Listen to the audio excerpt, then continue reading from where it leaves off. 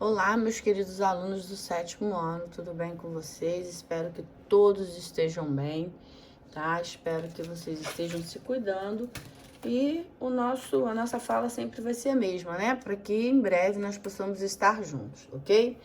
Pessoal, o capítulo dessa semana é o capítulo 17, como os ecossistemas são modificados. A gente já falou sobre ecossistemas, né, nos capítulos anteriores, falamos sobre biomas, mas aí a gente precisa saber como que eles são modificados. Eles podem ter modificações, eles sofrem modificações tanto pelo próprio homem, que nós chamamos de modificações antrópicas, como pode sofrer modificações também causadas pela própria natureza, tá?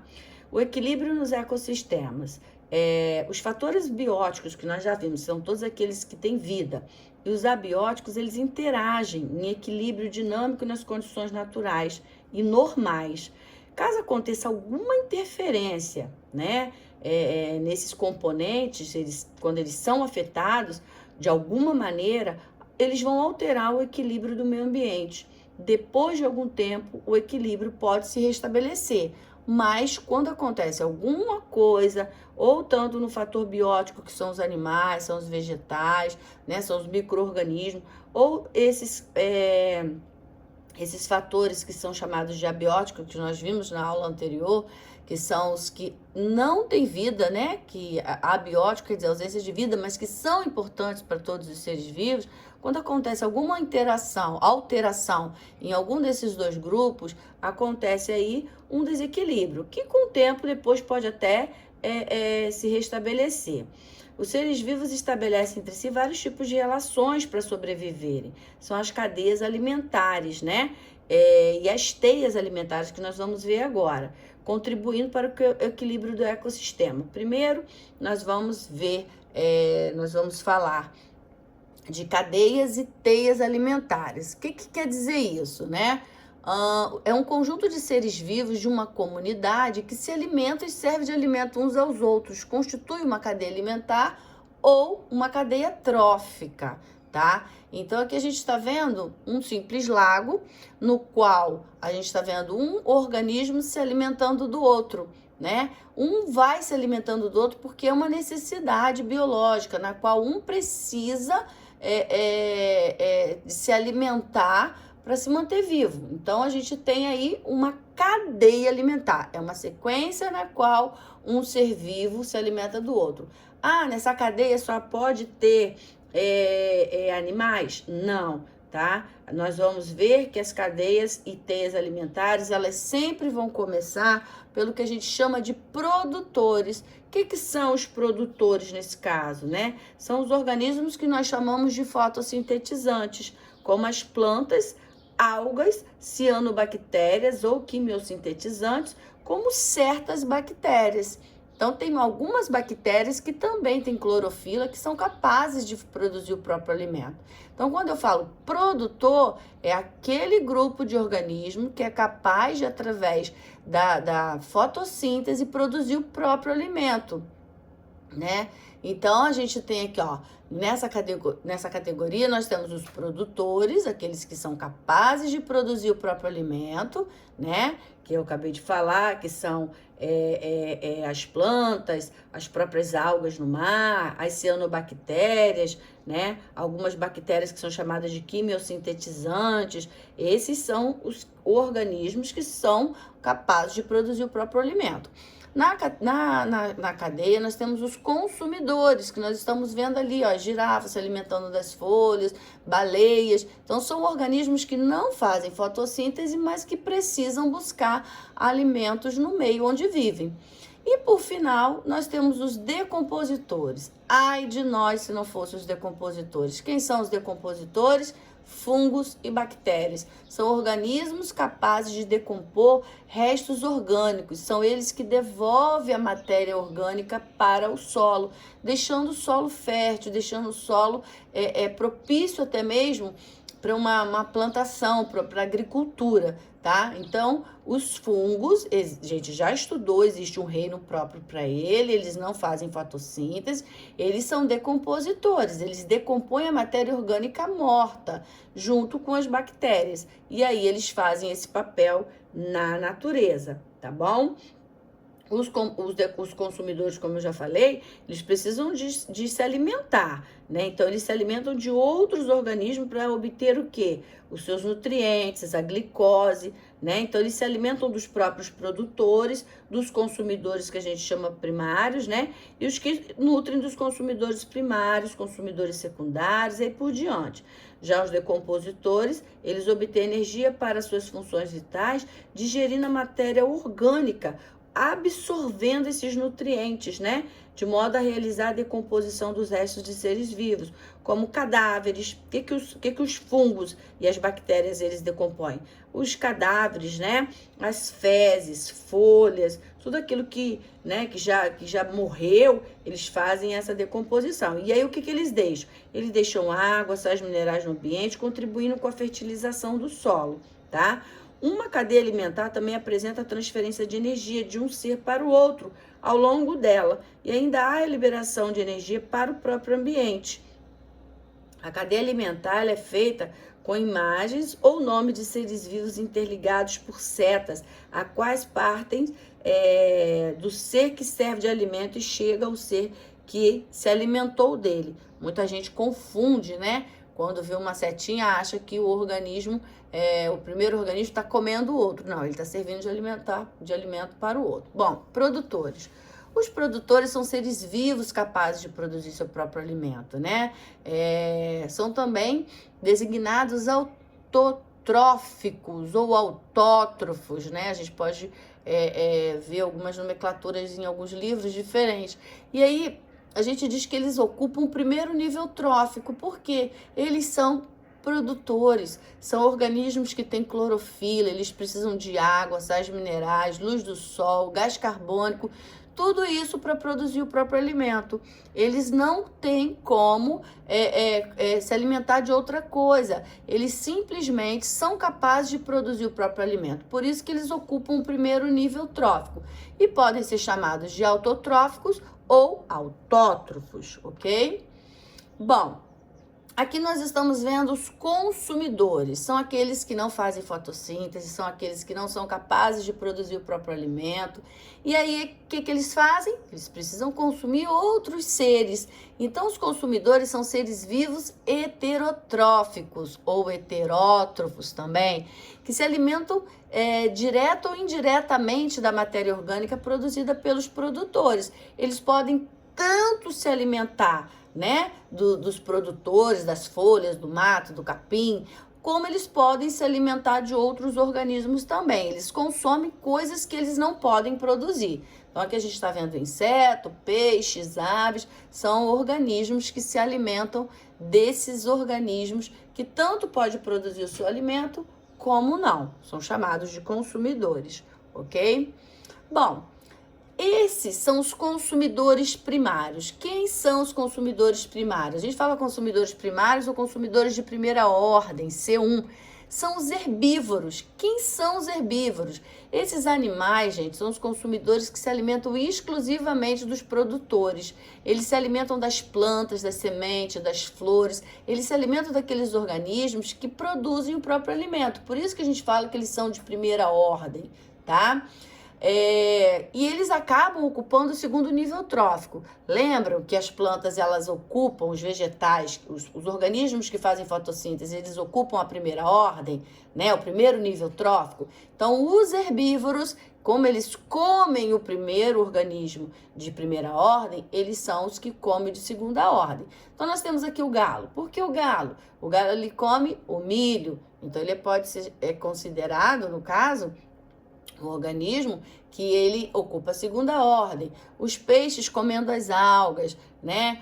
Nós temos aqui um outro mamífero que são capazes de comer os vegetais, os insetos. Então, são os consumidores primários, né? Porque eles se alimentam primeiramente dos organismos fotossintetizantes, mas, ao mesmo tempo, eles ocupam o segundo nível trófico, porque quem já é o primeiro nível trófico são os organismos fotossintetizantes. Tem muita gente que confunde isso, tá? Consumidor de primeira ordem são os herbívoros, que só se alimentam de seres fotossintetizantes. Mas eles, ao mesmo tempo, eles ocupam o segundo lugar, porque eles se alimentam daquele que faz o próprio alimento, tá bom? Vamos seguindo. Consumidores secundários. A gente chama de consumidores secundários ou de segunda ordem. Eles designam os predadores ou os carnívoros, porque nesse grupo eles não vão comer somente os organismos que produzem o próprio alimento. Eles são predadores, eles são carnívoros, né? Eles acabam se alimentando dos próprios herbívoros. E aí ele ocupa o terceiro nível trófico. Vegetais, primeiro nível trófico, os herbívoros, segundo nível trófico, e os carnívoros, terceiro nível trófico. Então, nós estamos vendo alguns exemplares aqui, né, que são capazes de se alimentar, né, dos organismos que subsistem, né, à custa dos herbívoros. A gente está vendo aqui um gavião, uma água-viva, né? Uma aranha, são animais que vão se alimentar, que são os chamados de carnívoros, ok? Existe ainda o consumidor de terceira ordem, de quarta ordem e assim sucessivamente. Contudo, gente, as cadeias alimentares são, de uma maneira geral, curtas, não contendo mais do que 5 ou 6 níveis tróficos. A gente está vendo aqui alguns predadores, né? Como os leões, tubarões, são os animais que são altamente carnívoros. E aí a gente, muitas situações, a gente acaba, né, pegando e fica assim, poxa vida, né? O leão vai matar a zebra, poxa vida, o tubarão vai comer o peixinho. Enfim, gente, isso faz parte, né, do meio ambiente, isso faz parte do ecossistema, isso faz parte da natureza. O leão, ele não come plantas, ele não come o capim, ele não come semente, ele não come frutas. Então, ele precisa de quê para se manter vivo? Ele precisa de carne. Então, para ele sobreviver, ele vai atrás de quê? De carne, e aí ele acaba fazendo as suas vítimas, né, onde ele, nas savanas africanas, enfim, nos locais, nos biomas onde se encontra esse tipo de predador, ele acaba comendo esses animais herbívoros, né, e uma caça às vezes serve para vários dias, para se alimentar, manter ativo o seu metabolismo e manter as atividades vitais, assim como é o tubarão. O tubarão também é um animal que é um predador e precisa se alimentar, ele precisa buscar sua caça, ele precisa buscar seu alimento. Através dessa busca que ele vai se manter vivo, né? Então muita gente tem pavor, realmente eles são perigosos, né? Quando eles aparecem nas praias, a gente sabe que causa muito temor, porque são perigosos. Se tiver sangue, se eles perceberem a presença mesmo de sangue, eles atacam, mas eles fazem isso por conta da própria sobrevivência, né? Chegamos no final da cadeia alimentar, que são os decompositores. São seres, parece até nome de quem, né? Quem compõe música, né, gente? Mas são decompositores, tá bom? Não confundo, não. Os decompositores são seres vivos heterotróficos que transformam matéria orgânica em matéria mineral, que é devolvida ao solo. Isso é muito interessante, é muito importante. São os fungos e as bactérias. Então, toda aquela matéria morta, fezes, folhas, animais, vegetais que morreram, né? Até mesmo ser humano, a gente sabe que quando a gente enterra um ente querido, que a gente, né, faz o sepultamento depois de alguns anos, 2, 3 anos, que vão retirar os restos daquela pessoa, a gente só vai encontrar lá o quê? Né, ossada. Por quê? Toda parte, toda víscera, toda pele, toda carne, ela foi decomposta por fungos e bactérias que fazem essa reciclagem natural. Tem muita gente, engraçado que quando eu estou dando aula sobre isso, em sala de aula, eu vejo muitas meninas, principalmente, eca, que nojo, que não sei o que lá mais e tal. Mas, gente, isso é uma ordem natural. Eles fazem essa decomposição. Vamos parar para pensar um pouquinho. Imagine se não existissem os seres decompositores.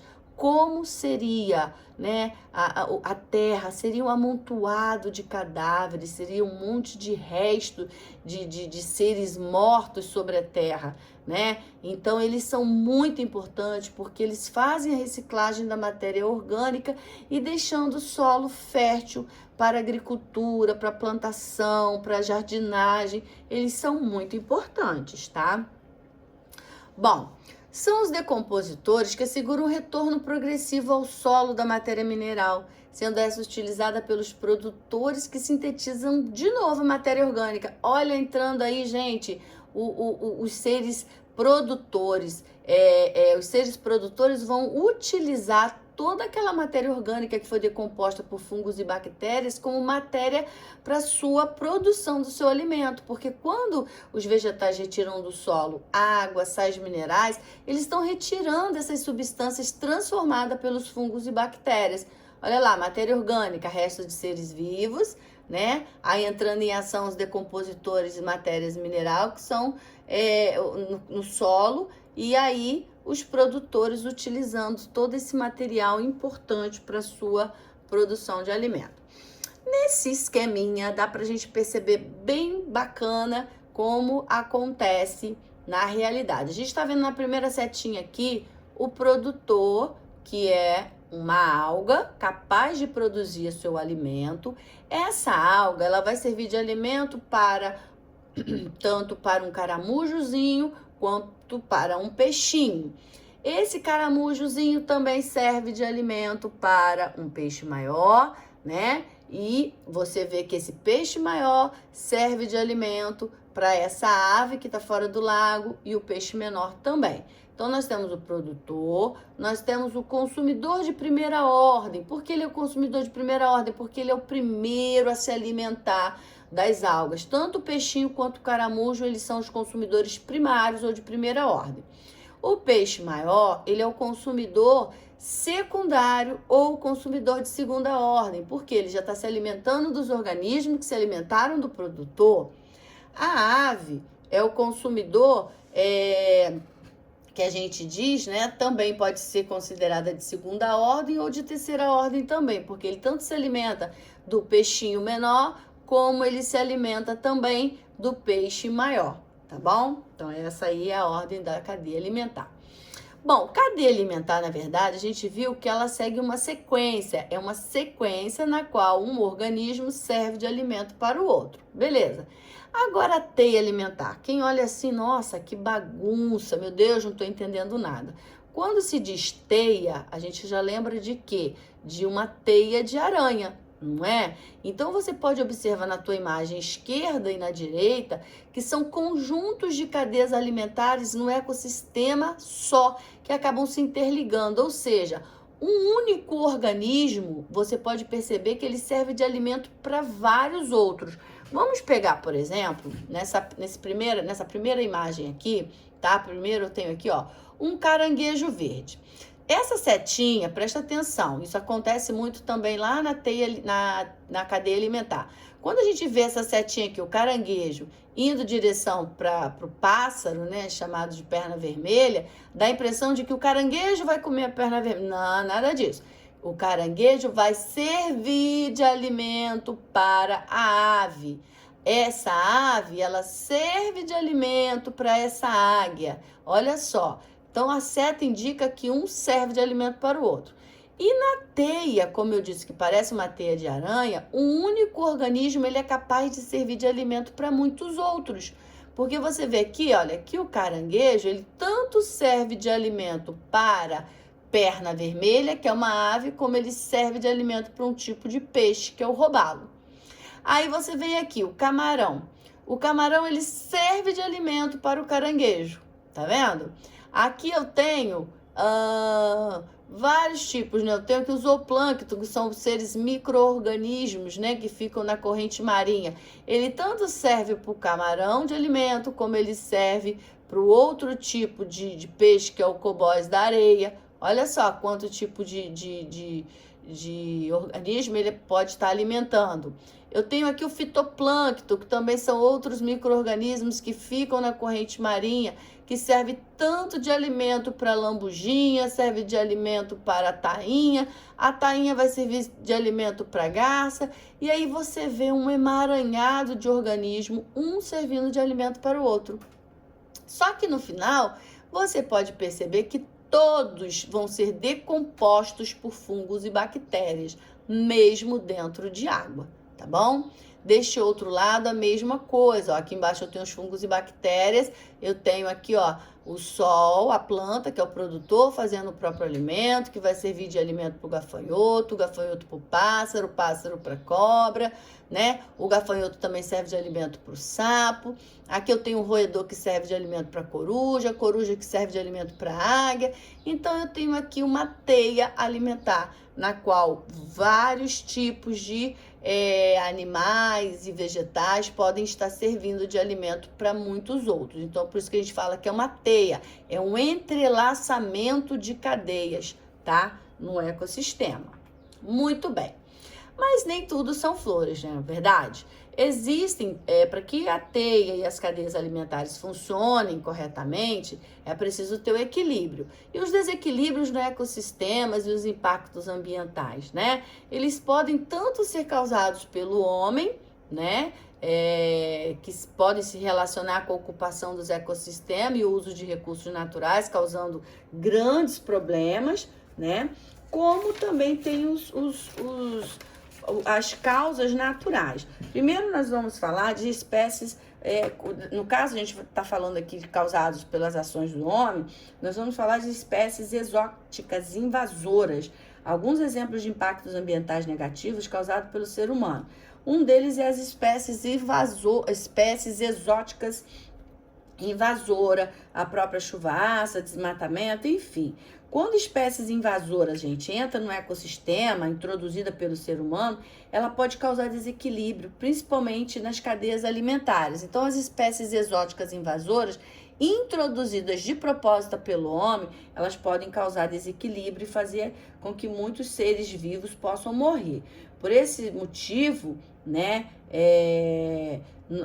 aí acabam perdendo os predadores naturais, espalham-se com rapidez e acabam levando alguns animais, alguns tipos de plantas, enfim, até mesmo a extinção.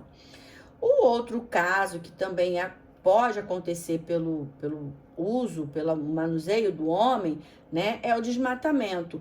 Porque como faz esse desmatamento? Para exploração da própria madeira, produção de papel visando abrir espaço para plantação, para a criação de gados, né? A retirada das árvores provoca mudança no clima, principalmente em relação à umidade do ar, formação da chuva, pois as folhas da vegetação transpiram e liberam vapor de água para a atmosfera. Então aí a gente acaba tendo aí um problema muito sério quando o homem faz aí o seu desmatamento. Uma outra coisa a expansão, né, das cidades em direção aos ecossistemas, quando o homem começa a invadir as matas, também causa muita erosão do solo, né? Então isso aí é um problema muito sério que acaba fazendo com que ocorra a erosão do solo. E esse processo geralmente ocorre naturalmente no ambiente, mas ele vai piorando com a presença do homem, né? Uma outra questão também muito importante que o homem provoca são a retirada das matas ciliares. Quem são essas matas ciliares? É aquela vegetação que fica em torno da água, que protege, que faz com que o solo fique fixo, né? Que não ocorra deslizamento de terra, que não ocorra erosão. Então, quando o homem mexe nessas matas ciliares, né, acaba acontecendo que a alteração do curso dos rios, processo de erosão se intensifica, causa infertilidade do solo, ressecamento do solo, poluição da água, alteração do relevo. Então, essas matas ciliares, elas são de extrema importância. Outra questão, a poluição é uma causa dos desequilíbrios dos ecossistemas. Ao poluir, o ser humano provoca a degradação ambiental, afetando as características físicas e químicas do ambiente. Temos também as queimadas. Isso é muito comum o homem fazer, né? Ele provoca realizada sobretudo com o objetivo de preparar o solo para a agricultura. Eles fazem a queimadas para preparar o solo ou renovar as pastagens para os animais. Em alguns casos, as queimadas podem ter causa natural. Quando é natural, a gente até entende, né? A queima da vegetação, o que pode acontecer? Provoca alteração prejudiciais à natureza, destruindo a vegetação. Muitos animais ficam sem seu próprio habitat, né? Acabam morrendo, o solo fica desprotegido, os micro-organismos decompositores que devolveriam os nutrientes para o solo acabam morrendo com o calor do fogo. Então, assim, são prejuízos muito grandes para o ecossistema. Outro problema muito grande são as enchentes e inundações, né? Porque afetam a vida de muitas pessoas, causando alagamentos temporários. Um grande volume de água de chuva e de transbordamento de algum rio invade suas residências, provoca estragos que vão desde perdas de materiais, ocorrências de doenças, até mesmo mortes, né? A água do corpo, as águas dos corpos de água localizados dentro das cidades, no seu entorno, elevam acima do nível normal quando a chuva ocorre em grande volume. Isso aí tudo acaba sendo provocado pelo próprio homem quando joga o lixo em locais inadequados, e a gente sabe disso, né? Bom, gente, existem as modificações dos ecossistemas causadas pela própria natureza. Quais são elas? A gente pode dizer que é o caso, né? Ficou errado aqui o meu slide, mas vai ficar assim mesmo, tá, gente? Que é o caso das queimadas naturais que acontece, né? Desencadeia ali algum tipo de fagulha e acaba acontecendo aí as queimadas, né? Naturais, como as próprias descargas elétricas, os raios, radiação solar, em lugares muito secos. Uma das hipóteses do crescimento tortuoso do caule das árvores do cerrado é o próprio fogo, que acaba provocando isso. As árvores e os arbustos com aspectos retorcidos são resultado do efeito do calor do fogo sobre os galhos que brotam. Olha que pena, né? Temos também os terremotos, que são tremores de terra causados principalmente pelo movimento das placas tectônicas que formam a crosta terrestre. Entretanto, eles também podem ser resultado de desabamento de rochas, erupções vulcânicas. E quando esses terremotos eles acontecem, né, nas profundidades do oceano, a gente diz que são os tsunamis, né? Quando ocorre sobre os oceanos, os tremores de terra deslocam grandes volumes de água causando tsunami. Quando essas ondas gigantescas invadem os continentes, provocam grande destruição, além dos terremotos. Outros fenômenos naturais também que podem ocasionar e provocar grandes problemas aí são as secas, o próprio gelo e a neve. Mas isso aí a gente está vendo que são ocasionados justamente por conta da própria natureza, tá bom? Gente, a minha ordem ficou errada, porque era para ter consertado, mas eu acabei, né, não consertando, eu fui pro exercício, mas é A, B, C, D e E, tá bom? E não B, C, D, A, E, tá. Mas vocês entenderam, tá bom? O professor também erra de vez em quando. Bom, nós temos aqui atividades do capítulo 17, que eu espero que, primeiramente, vocês vão fazer a leitura do capítulo, ler, sublinhar e anotar as dúvidas, primeiro, ok? Segundo, vocês vão fazer os exercícios. Não há nenhum problema em visitar a plataforma do Eleva e tirar lá a sua dúvida em relação a alguns exercícios. Não é copiar, tá ouvindo, gente? Não é chegar lá e copiar, e sim algum exercício que você não está conseguindo fazer, você vai na monitoria e tira a sua dúvida, ok? E outra coisa, assistir a videoaula. Tenho percebido constantemente que os meus alunos não estão assistindo a videoaula, tá? Quando eu vejo, os alunos já estão ali com lápis na mão copiando as respostas. E aí fica complicado, porque você não sabe do que se trata, você não está participando, e aí fica complicado. Quero muito que vocês façam as atividades, leiam, tirem as suas dúvidas, tá? Para que vocês possam entender realmente. Tá bom, meus amores? Fiquem com Deus, um grande beijo e até a nossa próxima videoaula. Beijo, meus amores.